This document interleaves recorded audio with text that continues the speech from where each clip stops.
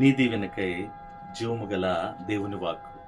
మలాకి గ్రంథము 3వ అధ్యాయము 10వ వచనంలో పట్టజాలనంత విస్తారముగా గల దీవెనలు కుమ్మరించేదనము అని సైన్యములకు అధిపతియగు యెహోవా మనకు సెలవిచ్చుచున్నాడు. అంటే సర్వ మానవాళికి కూడా తెలుపుతున్నాడు.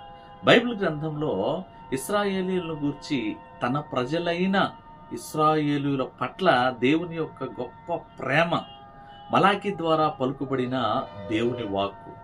సమస్తము చేయగలిగిన దేవుని నిర్లక్ష్యపెట్టి లోకపు ఆశల కొరకు, ఈ లోకపు దేవుళ్ళు అనబడిన వారి కొరకు ప్రతి ఒక్కరూ ప్రయత్నిస్తుంటే దేవుని యొక్క ప్రేమ చాలా వ్యధ చెందుతుందండి.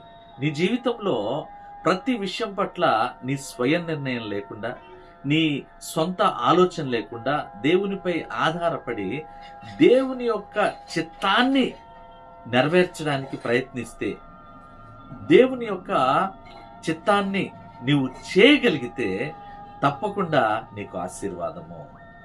దేవుని చిత్తాన్ని చేసిన ఎడల నీకు ఆశీర్వాదము. పాత నిబంధన కాలం ముగింపుకు ముందు దేవుని నుండి వచ్చిన చివరి ప్రవచన సందేశాత్మకమైన పాఠము, గ్రంథము ఏదైనా ఉందంటే అది మలాకి గ్రంథము. దేవుడు చేసిన అద్భుతమైన ఆశ్చర్య కార్యములు, దేవుని చిత్తం మనం నెరవేర్చేలాగా ఉంటే మన జీవితంలో నెరవేరుతుందని దేవుని యొక్క ప్రేమ మనకు తెలుపుతుంది.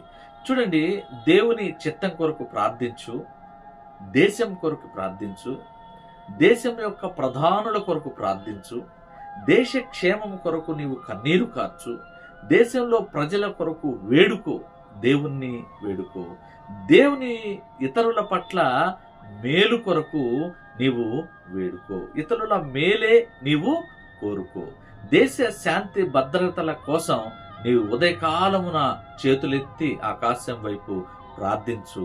పట్టజాలనంత విస్తారమైన దీవెనలను నీవు నీ కుటుంబం పొందుకుంటావని ఈ దీవెన ద్వారా ప్రభువు మనకు తెలియజేస్తున్నాడు. కనుక ఈ దీవెనను ప్రభువు మనందరి జీవితాల్లో నెరవేర్చునుగాక. మనందరం కూడా, మన కుటుంబాలు, మన బిడ్డలు కూడా, ప్రతి ఒక్కరూ కూడా పట్టజాలనంత విస్తారమైన దీవెనలను పొందుకునుదముగాక.